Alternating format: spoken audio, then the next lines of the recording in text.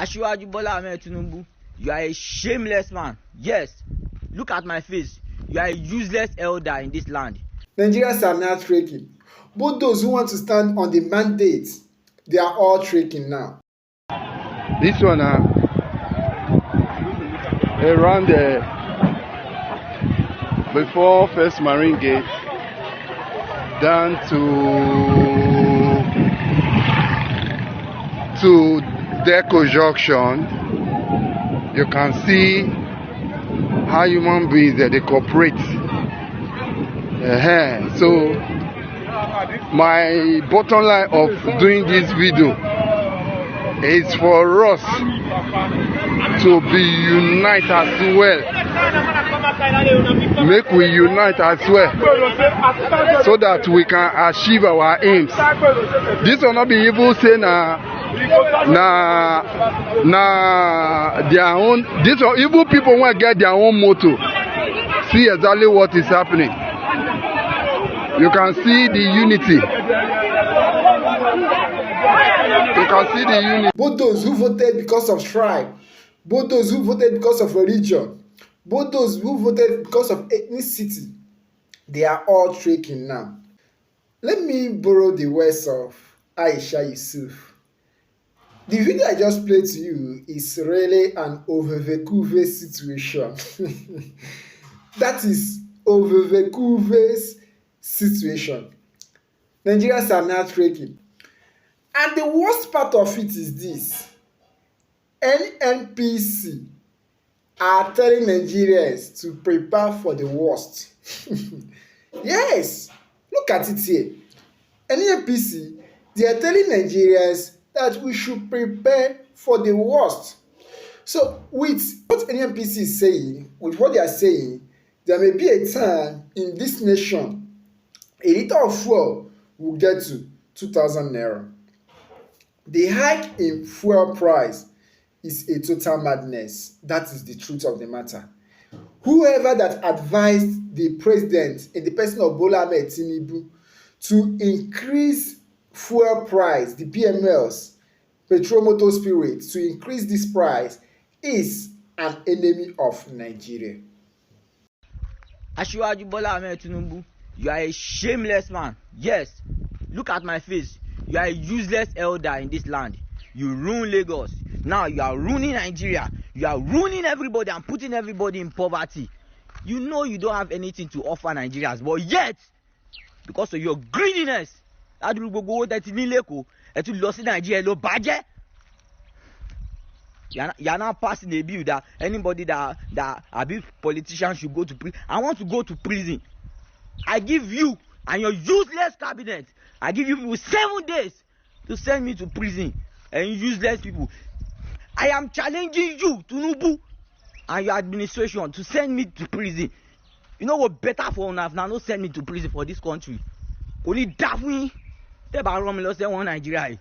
Am I shufoni? What is it? We are all here to die. Send your cabinet. You people are useless people. Tinubu, you are a useless man. I say it. My name is C King. The hike in fuel price is a total madness. That is the truth of the matter. Whoever that advised the president in the person of Bola Ahmed Tinubu to increase fuel price, the PMLs, petrol motor spirit, to increase this price is an enemy of Nigeria. Nigerians are suffering today because of the statement of Bola Ahmed Tinubu during the time he was sworn in as the president of this republic, when he said, fuel subsidy gone. The people who campaigned against Goodluck Ebele Jonathan, who said that Goodluck should kill corruption and not Nigeria, the same people who say that fuel must not go beyond 70 naira, today, all of them, their mouths are shut up. And take a look at this tweet by Bassi. Bassi wrote this. And this is the same Bassi who was saying that fuel 65 naira or not, that protest will continue if the president then Goodluck Ebele Jonathan did not hearken to the people, that it may get to what? A war. And today, the same Bassey, look at what he wrote. And one Nigerian man came out to educate Bassey. Take a look at this. In 2014, they managed to win an election that they then became in charge of the country by 2015. The price per liter was 97 naira.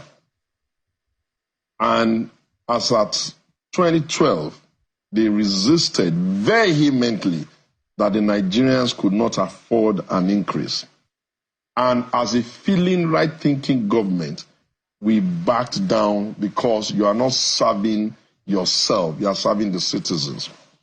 Between 2015 to date, they have brought the price to, some would say 800 and something, some would say 900, some would say over 1,000.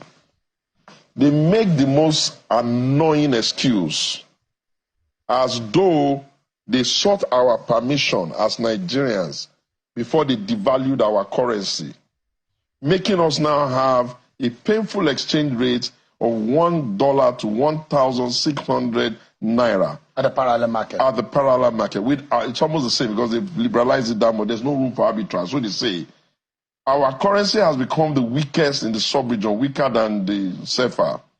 And now they come to town and tell us that, okay, in 2023, before sitting down to understand what's in the books, subsidy is gone.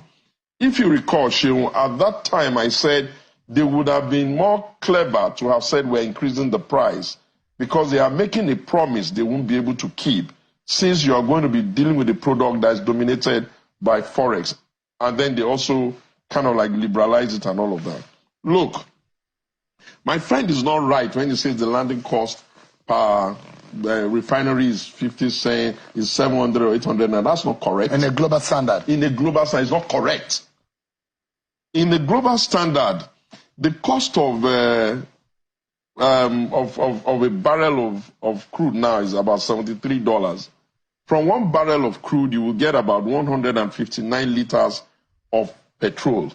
If you do the maths, and then you then ask yourself, do the refineries in America, are they paying salaries in naira that you will now say the cost of, what do you call it, the cost of labor is the same? You will tell me that your cost of taxes are the same, your excise duty is the same, the money you use to transport is the same, Look, we can be deceiving ourselves that people can come and speak government out of the mess government has created without taking into cognizance the mood of the country, the pressure of the people, their ability to survive, and without taking also into serious cognizance the central role of these things on the life of the smallest person in the farm, on the villages, and the cost of transportation. How can you run the most important thing that carries our economy in such an opaque and a voodoo manner? And when we speak to these issues, with due respect, when we speak to these issues because the fact that they are in government does not mean they love the country more than those of us that are not in government. And they got a very small, very, very small number to come and run this country. Therefore, they don't even have the majority right to be running all of us into trouble. The cost of living of our people is very, very, very high. They can barely cope. Our unemployment figures are very, very high. They can barely earn a living. You have just said you are going to pay civil servant 70,000 naira. We have not seen how that is going to be, matched by private sector. Those who are not even on the payroll still have to survive. At the same time, you have increased the cost of energy. People still have to survive. At the same time, they even have the temerity to say they are going to increase VAT by 10%. Let me ask you a question. Yes. If you were the CEO of a private company. Which company is that? No. I'm just giving an example. If you are a CEO of a private company and the kind of statement that came from the NNPCL over the weekend, which a lot of people felt offended by, and in any case, coming out and unveiling to Nigerians what they have been doing that has become less transparent. What would you be doing to such the head or the leadership of such an entity? There is, you see, I have wondered, except to maybe if they have some crooked underhand dealings that government is just allowing them to get away with. There is no reason why Mile should be sitting down on that chair. I'm imagining he has been in charge the of National Assembly. He has been in just a moment. I'm asking you a question in the direction of where you are going. Yeah. That if Mr. Mele Kyari, who says he is in charge of a private entity that government has a stake in, is answerable to the private interest in a capitalist economy, what about the interest of the Nigerian people as represented by the National Assembly if this kind of thing is going on? Over the weekend and now, shouldn't any reasonable National Assembly representing the voices of the Nigerian people be calling Mr. Mele Kyari and everybody that is involved to question them and answer to Nigerians the question about these prices, isn't it? A serious National Assembly will not just be calling Mele Kyari, it's too small. A serious National Assembly will be calling the president, who doubles as the Minister of Petroleum, to come and answer charges.